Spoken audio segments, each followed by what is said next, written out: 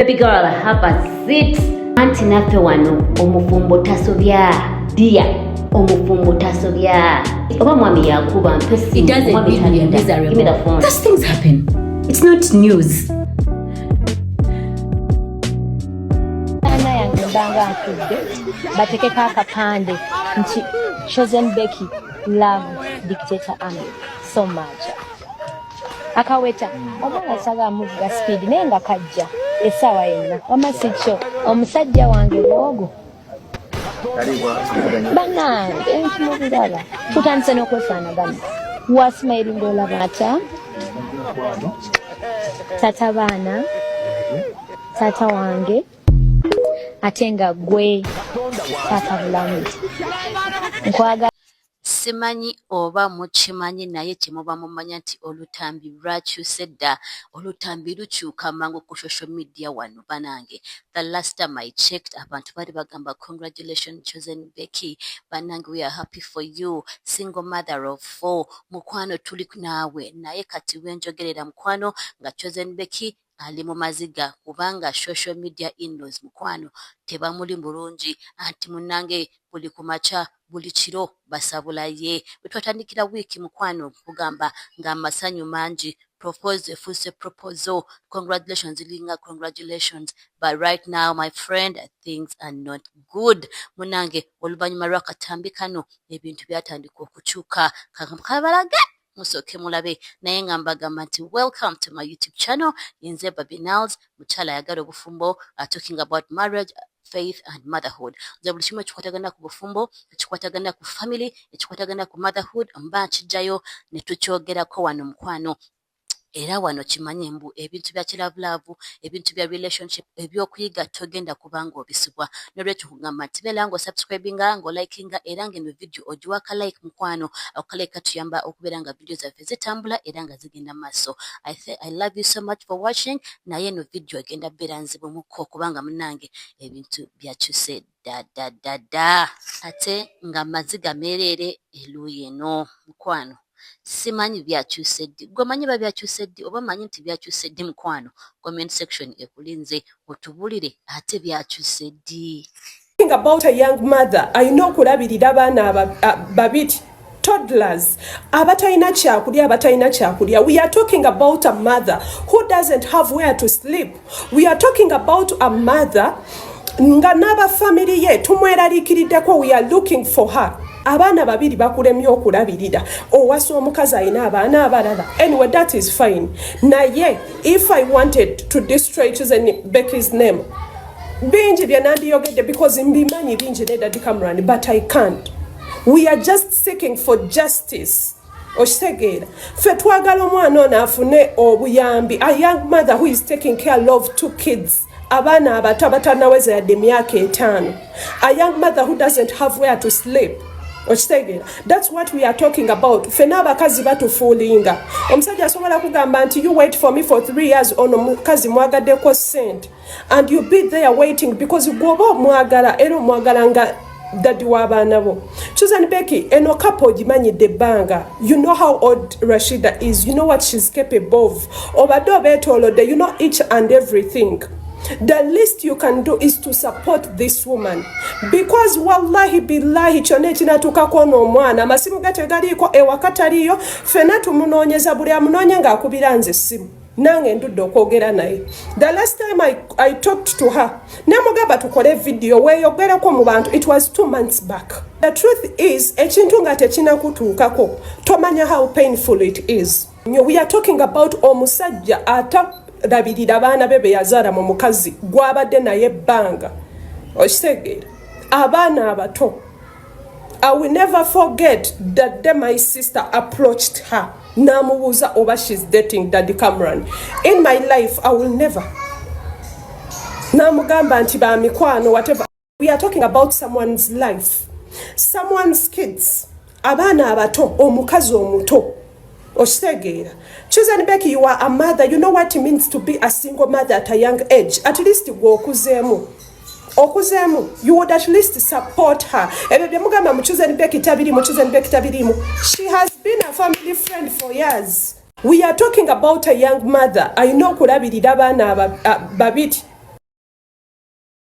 kati nno nkugamba mbu kirabika n'ennaku ebbiri eza congra we are behind you, congratulations single mother of 4. Kirabika even n'ennaku bbiri tezaaweze omwana muwala oyo n'abeera ng'avaayo okutaanya ensonga zino.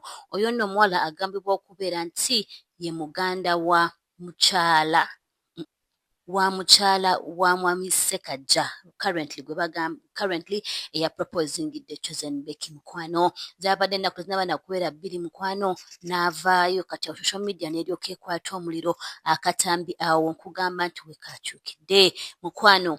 Kakyukidde Choosen Becky ne batandika okumusabula anti nga wobamanyi munnange ne bagamba you have broken people's families, you are homewrecker. Bigambo byabadde bingi nnyo nga bikambwe ne bagamba obwenzi bamulangidde obwenzi okuva proposal we yaggwa anti munnange nga mwagawuliddeko ono omwami Sekajja yali friend wa ex wa Becky oyo nno nga ye Emily. Munnange yali Emily yamuleeta mu maka gano n'abeera nga amufudde driver oba photographer wa family era nga buli kimu ekigenda mu maaso omwami ono akimanyi. Ate munnange nga nebikwatagana ku famire y'omwami ono Sekajja, omwami ono ne Choosen Becky akimanyi bulungi nnyo nti alina famire n'abaana. Naye kati ekisinze okutabula abantu nti tekyamuganye kubeera ng'agenda mu maaso n'okupushinga through engagement eno ne kankubadde akimanyi mbu alese mukyala munne emabega mu Maziga. Kati nno eyo controversy egenda mu maaso, okusabula okungi okugenda mu maaso bamusabudde n'amannya ge bamuyise mukwano bambi geega Maziga gakaaba na buli kati. Si musanyufu wadde kwegamba ta enjoyinze kintu kye bulungi nnyo kubanga mukwano social media terina bwemulese nakutuula wadde. Nange simanyi saidi yange naye nga byantabudde dda byantabuseeko mukwano. Gwe oli ku saidi ki? Gwe kiki kyolaba mukwano? Ebintu bizibu nnyo naye katusabe nti bijja kumala bikakkane bigende bike. Mukwano bamulangidde obwenzi, bamulangidde bwa malaaya, bamulangidde bwa homewrecker, bingi nnyo amannya agamuyitibbwa naye katulabiwoze tebimusire mu depression. Anti obimanyi munnange ebigambo olumu bikutuuka ku bwongo n'owulira nga tokyasobola. Kati nno wetuddako nno ku ex wa Choosen Becky oyo nno nga ye mwami Emily mukwano. Naye nno ndowooza kati gyali akuba gudde kubanga munnange anti babakuttemu. Kati abantu bali ku saidi bamugamba omwana yabyogera nti omwana ayagala driver biki bannange ebintu bizibu muko. Naye nga naga agafulumye gagamba nti omwami Emily naye alinayo munnange ekijujulu ng'ekijujulu n'ekyo nakyo kisuubira okubeera nga kigenda kuzaala mu bbanga siryawala. Gayitaayita mbu naye yamuvinga on dda. Naye munnange omanyi abasajja olumu bagamba bwe bakyawa tebakyawira ddala. Naye nga ekijujulu kyekyo nno mu kafaananyi ako naye bakijje mu gallery we batyo. Manyi social media balondoola buli kimu. Kati nno gano amaka essaawa zino zenjogerera there is a lot of disorganization. Katusuubire mbu kino tekiaffecting baana kubanga munnange buli kimu ekihappeninga ku social media kibeerako forever for a while. Omwana asobola okukula n'abiraba nti mama wange bamuyita malaaya, mama wange biki taata wange gwe nakati yali best friend wa dadi wange. Kwegamba abaana bali awo makkati nabo ojjukira bano abaana Choosen Becky yavudde nga abajjangayo ku social media era nga beekako ku social media emirundi mingi. So katusabe babeere nga tebali affected by what is happening.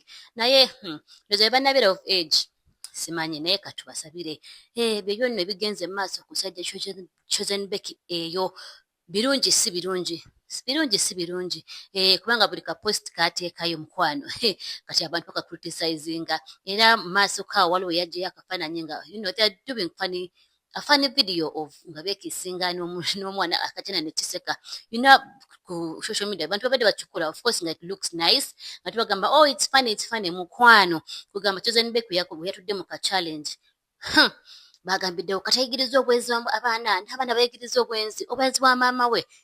Social media mutabuka bubi naye nga byebyo sofa ebitambula ku Choosen Becky eruuyi eryo Amaziga go galeka manjiko ne katusabe ogume era tusabe nti neno embeera eyitawo. I don't know, we are happy for you, we don't know.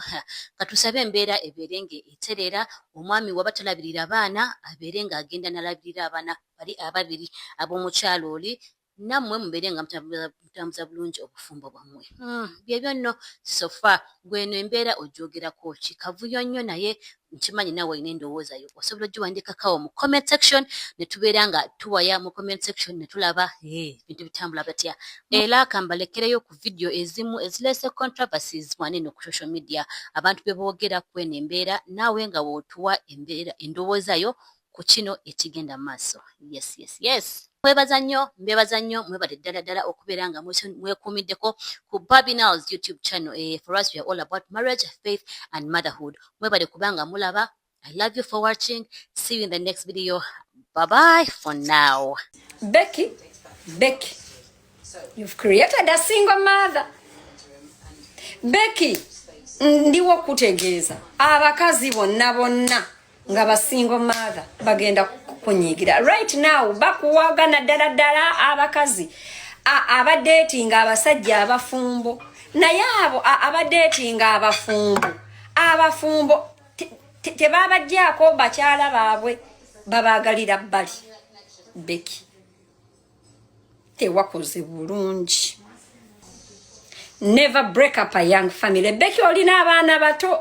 Becky omusajja oyo tagenda kukuliza abaana okutuusa nga abawezezza emyaka 23 egiva ku campus. Nkubuulira omugole twagenza okuzuula bwino olwo tutandisa saidi yaffe eya chef. He's not clean. Yes, the man is not clean.